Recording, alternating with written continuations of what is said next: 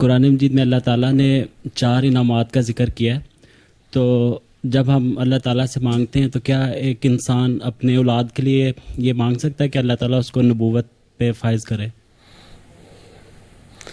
وَمَن يُطِعِ اللَّهَ وَرَسُولَهُ فَأُولَٰئِكَ مَعَ الَّذِينَ أَنْعَمَ اللَّهُ عَلَيْهِم مِّنَ النَّبِيِّينَ وَالصِّدِّيقِينَ وَالشُّهَدَاءِ وَالصَّالِحِينَ۔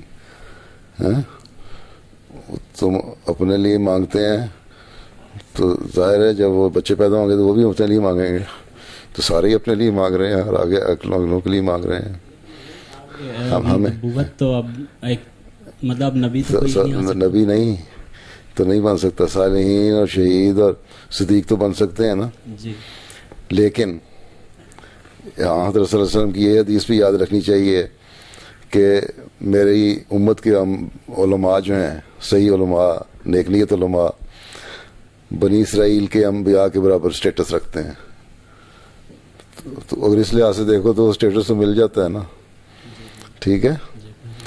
اس لیے جو امت مسلمہ کا حقیقی ولی جو ہے، حقیقی صدیق جو ہے نا، حقیقی صالح جو ہے، شہید جو ہے، وہ بھی نبی بن جاتا ہے، اس لحاظ سے اس کو مل جاتا ہے، ٹھیک ہے۔ یہ وہاں جو حضرت مسلم نے فرمایا ابن مریم کے ذکر کو چھوڑو، اس سے بڑھ کر غلام احمد ہے۔ ابن مریم کون تھا؟ عیسیٰ تھے نا، وہ بنی اسرائیل کے نبیوں میں سے آخری نبی، ٹھیک۔ اور آن وسلم کے غلامی میں آپ نے فرمایا کہ میں آن وسلم کا غلام ہوں، میں اس سے بڑھ کے ہوں، ٹھیک ہے۔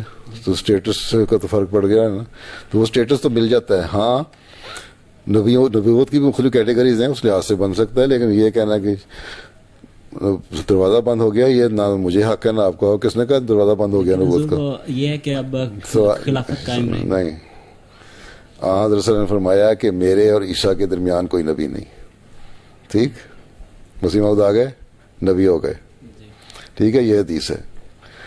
اب یہ کہنا کہ نبوت کا دروازہ بند ہو گیا، یہ تو اللہ تعالیٰ کے ہاتھ باندھنے والے، میرا اور تمہارا یہ کسی کا بھی اختیار نہیں کہ اللہ کے ہاتھ باندھے۔ جب اللہ کہتا ہے میں نبی بنا سکتا ہوں اور بناتا ہوں، تو ہم کون ہوتے ہیں روکنے والے؟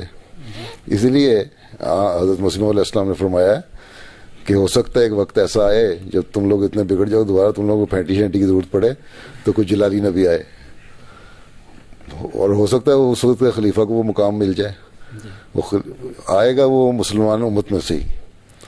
حضرت صلی اللہ علیہ وسلم کی امت سے باہر کوئی نہیں آ سکتا، اور اللہ تعالیٰ، یہ اللہ تعالیٰ نے کہہ دیا، اور اللہ تعالیٰ کے کسی بھی اختیار کو اور کسی بھی طاقت کو ہم روک نہیں سکتے۔ جب اللہ کہتا ہے میں نبی بنا سکتا ہوں تو بنا سکتا ہے۔